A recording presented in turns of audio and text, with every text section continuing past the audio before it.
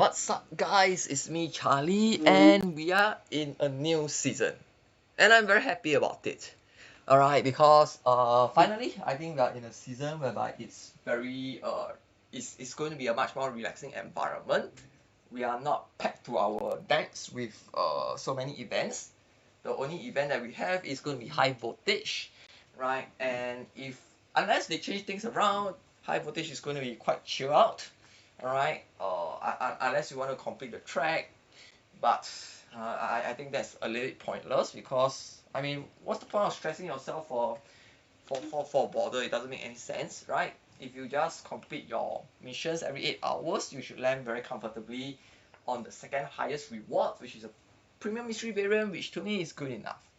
So this season should be a season that is very chill out, right? There should be, you have the entire season to climb the ladder, to reach infinite.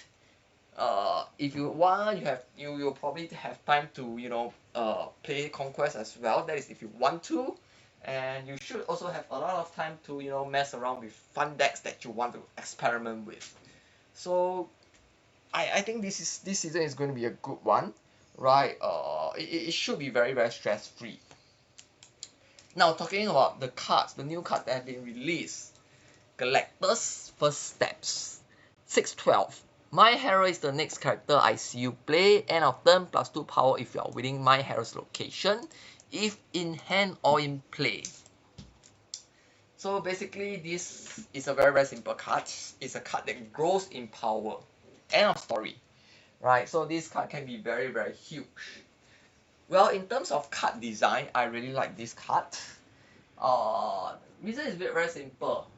It has always for the longest time it has always been accepted that the elite way, the best way of playing is to not have priority, although it's counterintuitive, right? You want to win the location, but you want to flip it around. You want to win the location only on the last turn, right? So that you can throw in your Shang-Chi, your Shadow Kings, and things like that, right? That's been widely accepted as the smart way of playing, right? That's why so many people got pissed off with when Alliance was released, right? But right now we have another card, Galactus First Stats, that is actually encouraging everyone to play that way, right? To actually win locations, to actually lead, to actually establish lead, right? So we're flipping the storyboard here, which I think is cool, right? Which I think is really really cool. Alright, so I think in terms of card design, it's great. In terms of card strength, I think it's I think it's strong enough to be a season pass card, but not overpowered, right? Because no matter how big Galactus First Steps grows to be, it is one card. It is one card, meaning that it can only win you one location, right?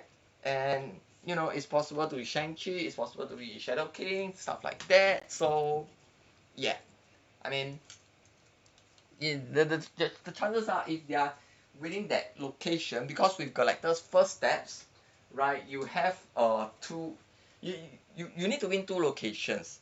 So chances are they will be very actively trying to win one location, the Herald location, right, and they'll be trying to get such a big lead, right, to ensure that their Galactus grows. So chances are they will likely have priority, right? Because you win one lane, they win one lane, right? But the lane that they're winning, the lane that has Herald is likely to be much bigger because they want to be very sure that Galactus grow. So the chances are they will have priority, which leave them vulnerable to a Shang-Chi, right? So yeah, it's kind of, I think it's kind of a fair cut, right? So strong but not OP.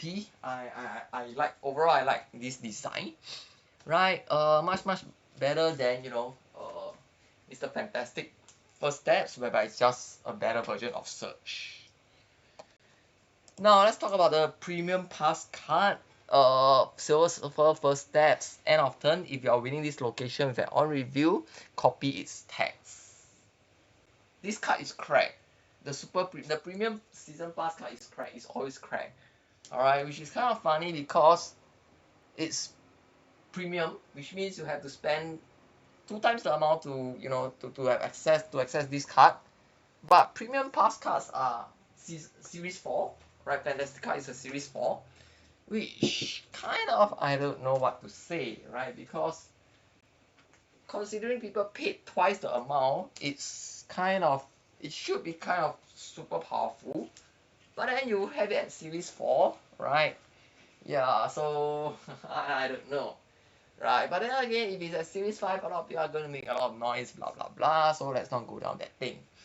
Right, it seems to me, currently what second edition is doing is that the premium pass card is strong, but it is also, there are also, it is also contingent on you having some cards, right? So obviously with Fantastica, it hinges on you having, those end of turns cards, right? So yeah, for this card, Silver Surfer First Steps, it actually doesn't, which I think is very, very, which actually, I don't know, it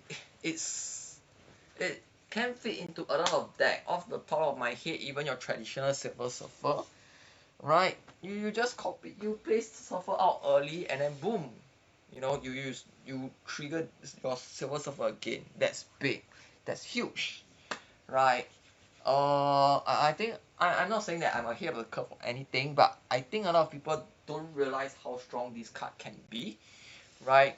It is an end of turn, so imagine if it pairs with Invisible Woman, right? And it triggers Silver Surfer twice, right? It copies Silver Surfer and it triggers twice. That's crazy. That means you effectively, played Silver Surfer 3 times, right? 3 times, and just imagine how much additional power that is, right? We have seen how Silver Surfer is crazy in Bar Sinister, right? So just imagine it, just imagine it, just let it sink in, okay? And that's just talking about Silver Surfer. I honestly think Silver Surfer decks, I like Silver Surfer, right? And I think Silver Surfer decks are going crazy right now. Unfortunately, I won't be getting this card.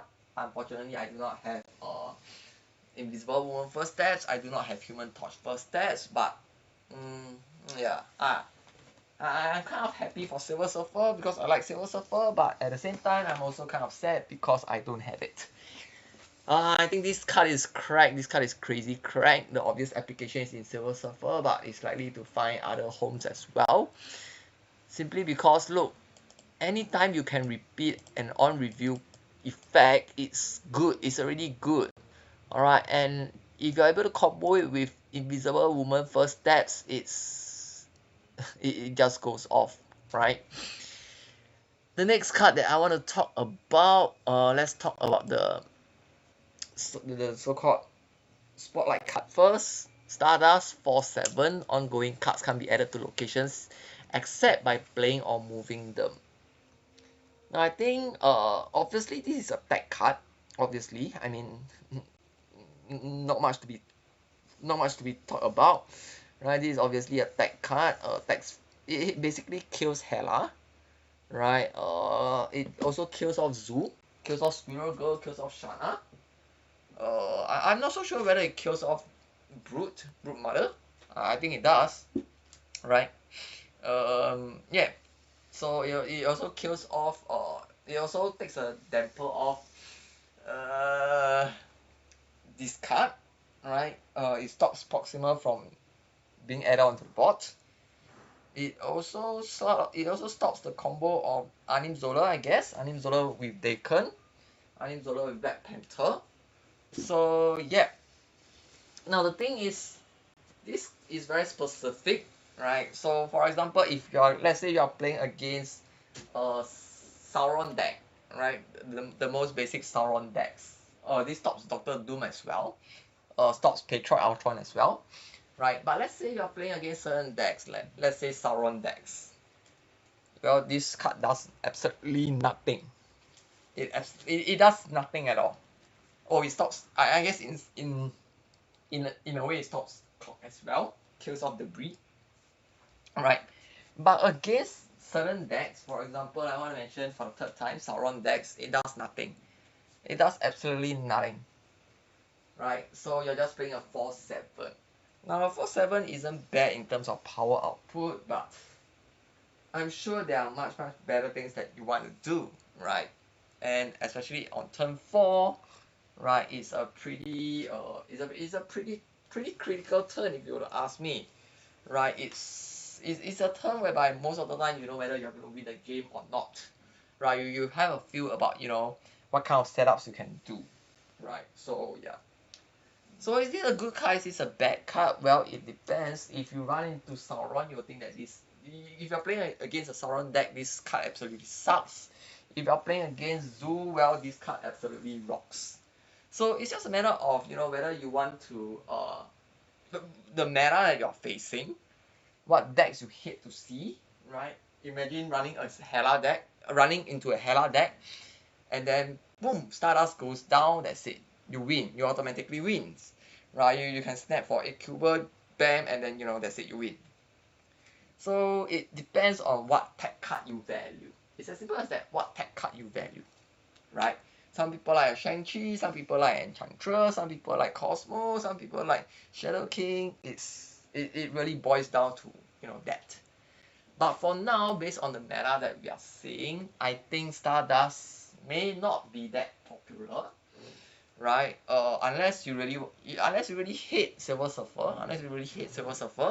alright, and you want to stop the Brute, but that alone doesn't stop Silver Surfer in its entirety.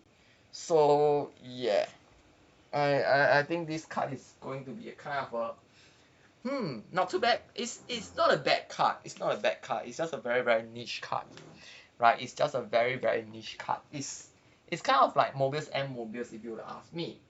It handles certain situations very very well, right? So it depends on what kind of tech cards you want, what kind of decks you hate playing against. Now the next card that I'm going to talk about will be Tyrex the Tamer.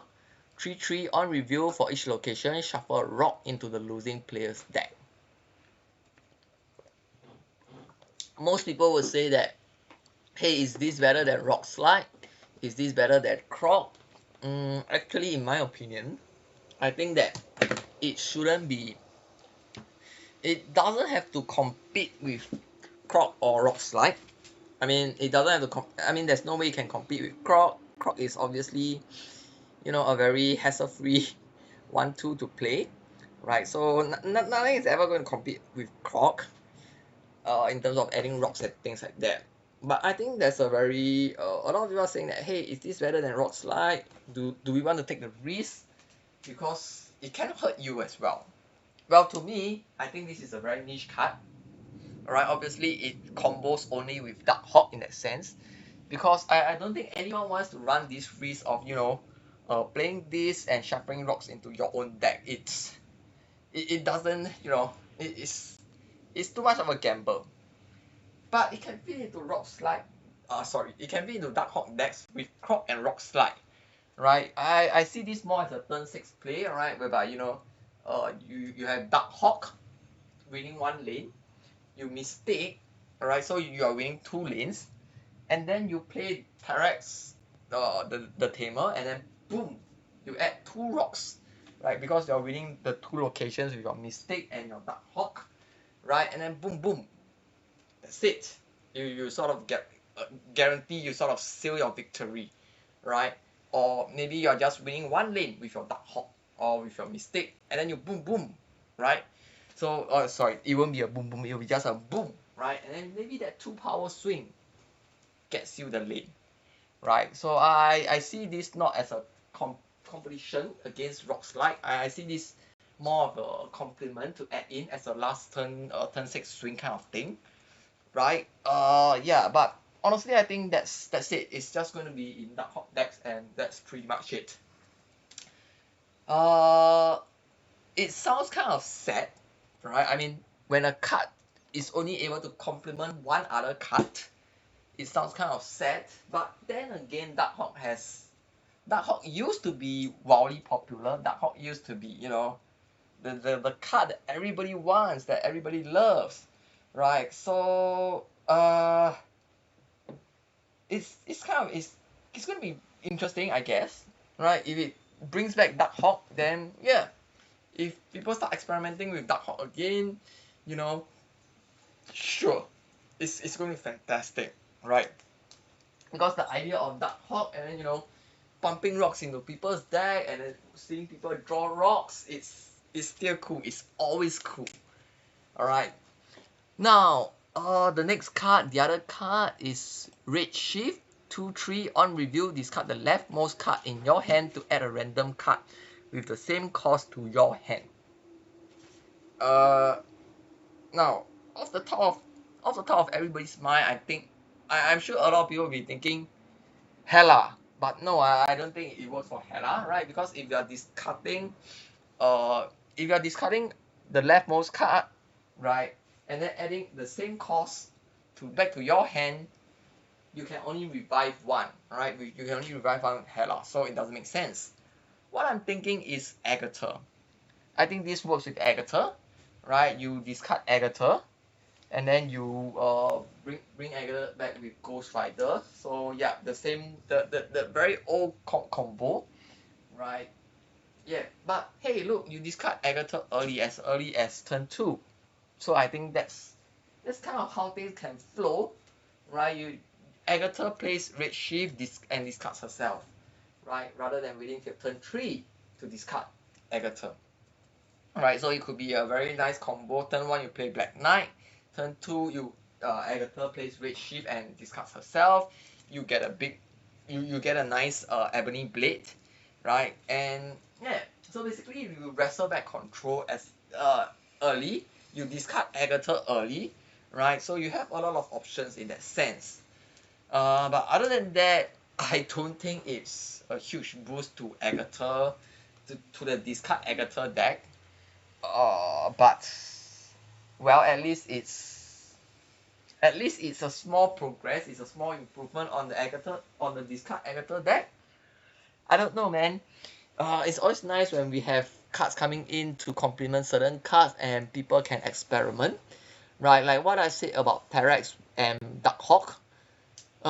Anytime we find ways to play Agatha, a very interesting card. Anytime we have a new way to experiment with Agatha, I think it's fun. I think it's cool, right? So although this is a very very niche card, I honestly don't see any application for Redshift out of Agatha decks.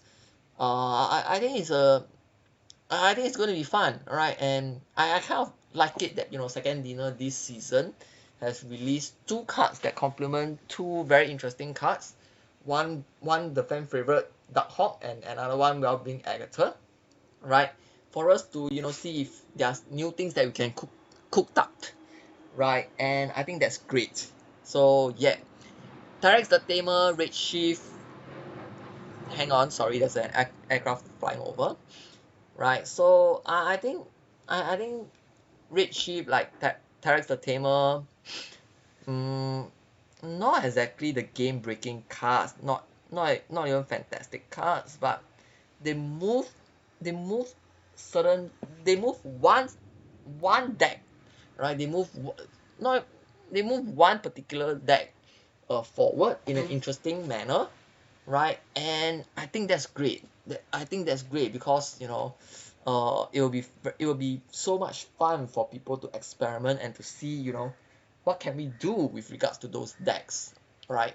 So yeah, I kind of like the card, right? And to me, creating such cards makes it such that there are new cards that comes into the universe, into the Marvel Snap universe that you can go after if you want to. But if you're not really that big, there's really no pressure because hey, look, if I miss out on Terex, okay, fine, then probably I have to play Darkhawk the traditional way, right?